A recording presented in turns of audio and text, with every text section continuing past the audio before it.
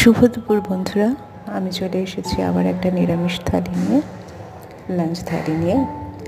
আজকে লাঞ্চে রয়েছে ভাত, রয়েছে উচ্ছে ভাজা, ছোট আলু মুচমুচি করে ভাজা। শীতের দিনে অনেক সবজি থাকে না, অনেক রকম কিছু খাওয়া যায়, হ্যাঁ না? আর রয়েছে ভেজ ডাল, ফুলকপি, গাজর, মটরশুঁটি এগুলো দিয়ে ভেজ ডাল।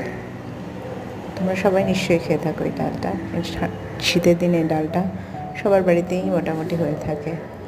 আর বানিয়েছি মটর ডাল দিয়ে বড়া করে, আলু দিয়ে সবজি ঝোল আর কি।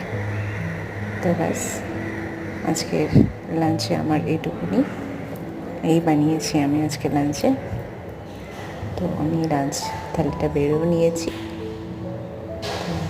রেডি।